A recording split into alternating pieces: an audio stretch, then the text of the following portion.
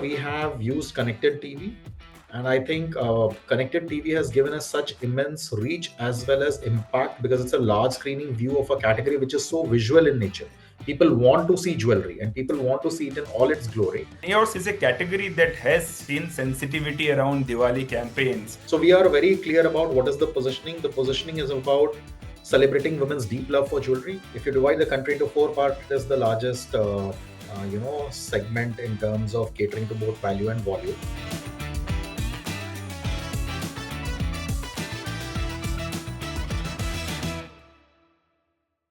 Hello, everyone. Welcome to another episode of Brand World Dialogues brought to you by the Economic Times Brand Equity. In this series, we try and understand how our brands connecting, engaging, and communicating with their customers and potential ones in the southern part of India.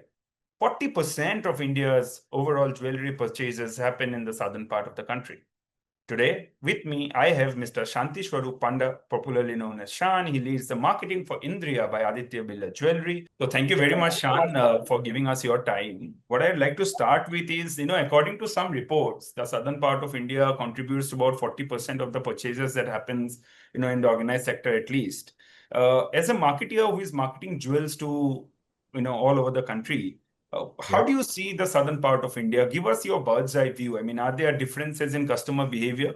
So yeah, I mean, it is the largest, segment in terms of catering to both value and volume. But it is also a market which has so many local jewelers and so many regional jewelers and so many national jewelers of stature who has come out from South. So this is an extremely highly competitive market for anybody who is not from South and has to enter there. Every socio-cultural region has very different nuances. It's like a food category. It's not like fashion where you are almost homogeneous across India and there are small nuances that go in every region.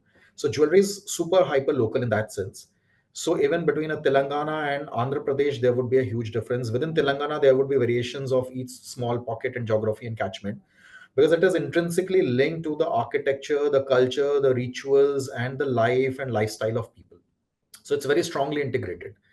And hence, wherever a jeweler goes, almost 25 to 30 to 35% of their merchandise and curation of design has to fit into the design aesthetics that people want to buy in that geography. So you will see a lot of customization being made.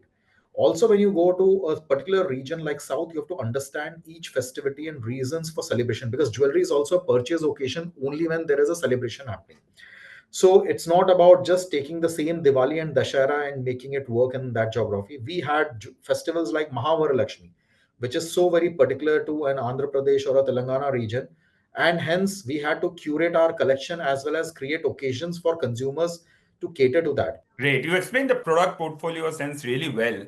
What happens when you go and communicate in that market? I mean, I know the language sensitivity comes up and appears in news, but are there cultural nuances as well in the way you communicate or the way you design your messaging for that particular cohort? What people don't realize is underlying festivals are very different in each of the regions and zones and how they celebrate and which jewelry is important. So it is curated and curtailed to that catchment and hence the hyperlocal communication, whether it is digital hyperlocal or door-to-door activation or what we do through bringing people into the congregation point of stores, what we call the theaters of drama for us, is all curated to that catchment and that culture. So it's very different from store to store within a given city as well. Very well put. Your brand ambassador also happens to be, I know you as a brand consider your designs as your brand ambassador, but your brand ambassador also happens to be from south of India. I understand you appointed her when she had just come out of a grand Sanjay Leela Bhansali film. What's the sort of journey you wanted to depict through that selection of brand ambassador that you had? So this is a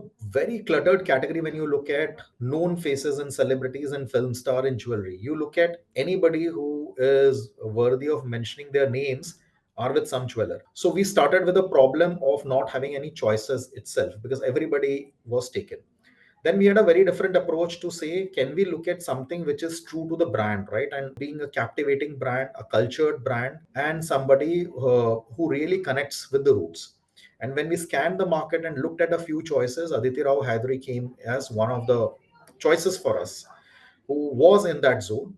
Also, what was interesting is she wasn't doing too many commercials, and hence she was a known face, a face which people liked, a face who comes also from a family background which is rich with heritage and history.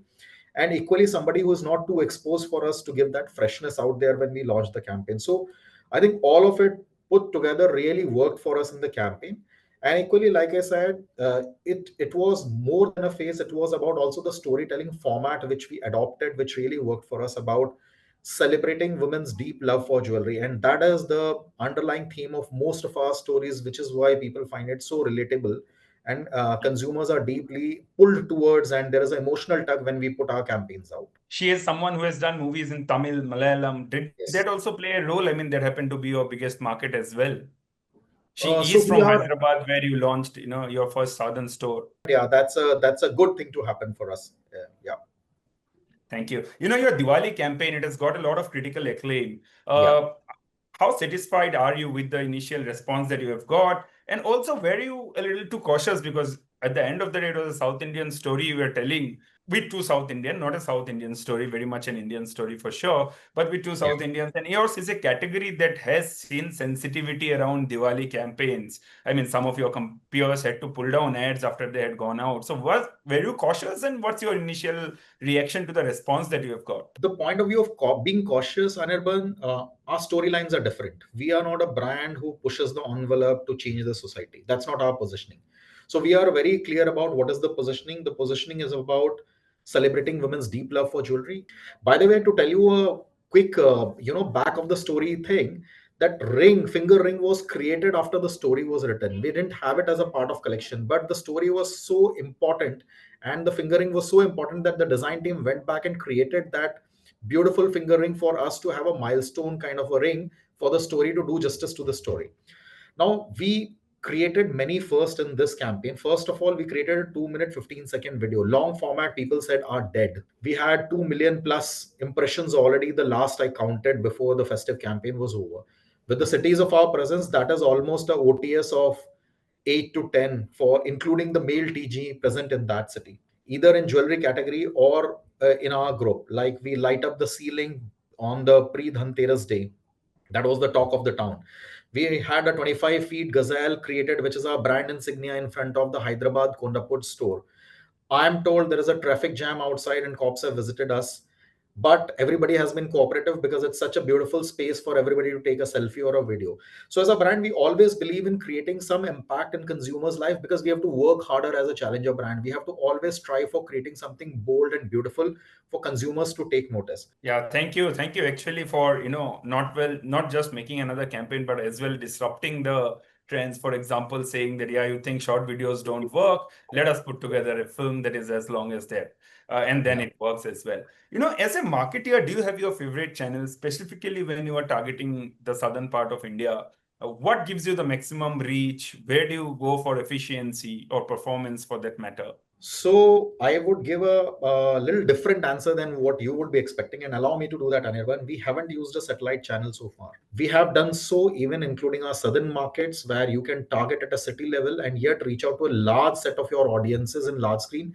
It is all about the spillover effect of what a satellite television channel does to your campaign. So we are very conservative in terms of how much the spillover be and how much we can limit it to the market. Anantara, Rajmudra, Asmania, Devi, some of your design collections. As a marketer, what do these collections actually mean to you? Are they individual product lines for you to go and market? Do you treat Yeah. them how you would have probably treated Pepsodent or Close-Up in the oral care business? Or is it completely different? It's something that's an experience at the end of the day for the customer. How do you look at those designs, and what do they mean to you as a marketer? So we have a beautiful design house. The team really curates, gets the research done right, and creates these beautiful collections for us. When you understand the socio culture, for example, Anantara, take that example for, say, Hyderabad region and Telangana region. When we activated it, the interesting bit is we didn't only talk about the blessings and the goodwill of gods and goddesses, because it was inspired from temple jewelry of this beautiful masterpiece called Anantara.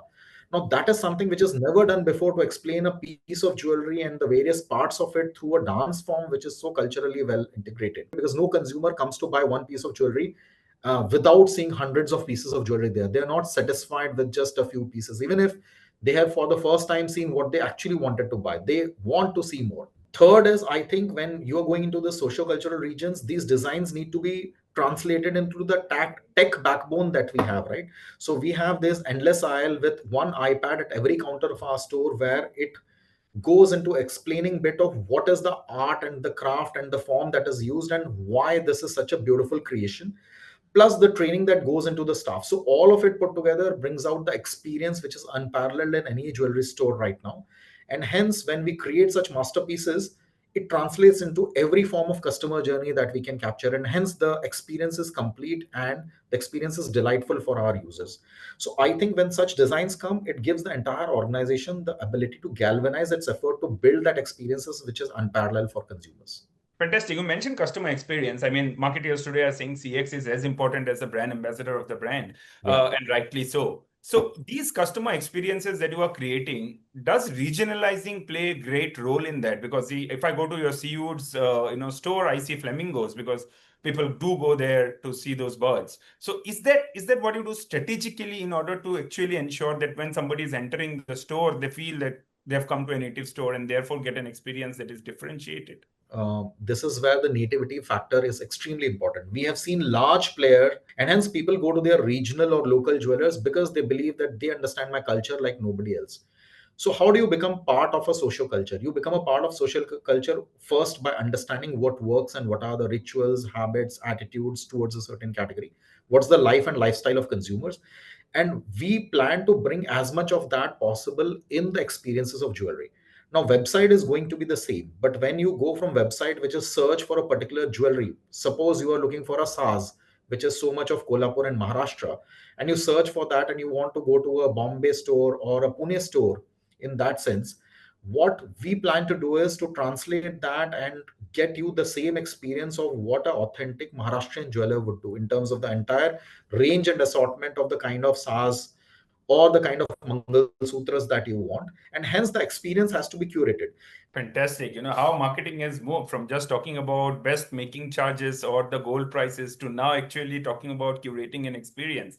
Fantastic. Last question, Shan, I want to understand from you. Yeah. We as a media or as a media advertising and marketing industry, we saw soaps coming in, like the daily soaps between serials. There would be breaks. Then we started seeing brand integrations, right? There were some for example, Kaun Banega Crorepati or Big Boss, they enable you to integrate yourself in the brand. As a marketer, do you think, I want to have your perspective on this. What are the opportunities that you see are doing really good for you, TV, digital, or across? And is there something that you miss? I wish that was there for me to integrate my brand. Or I wish that data piece was there coming out from television, whatever.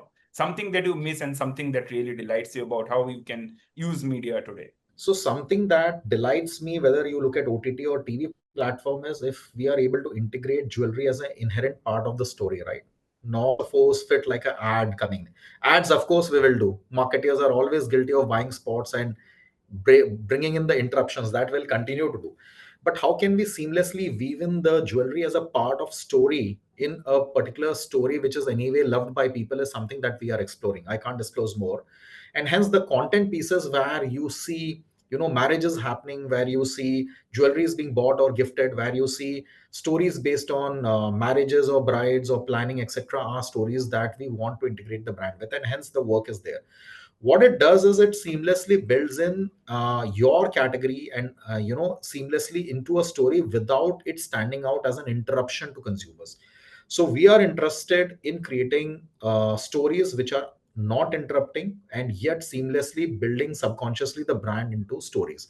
So that is one thing that we are exploring. There are more and enough opportunities out there. We haven't done much in that area. What we would like to do, which I possibly miss, is actually our ability to create more advertiser funded programs, right, which brings out nuancing of styling and lifestyle. There are a few stories, but I think to find right partners there, we are still searching for some right partners and would be happy to get to with some partners who are able to stand true to the brand positioning that we are, and yet bring out something which is in the space of entertaining and engaging from a consumer point of view as content. It can't be boring and drab. So as long as these two parts are taken care of seamlessly, I think we will create some magic in consumer world. I'm still waiting for that to happen. Sure. Once that happens, we'll chat again. Thank you very much, Shan, for your time. It was pleasure having this conversation with you. Thank you, Anirban. It was Thanks. pleasure talking to you. Thanks a lot.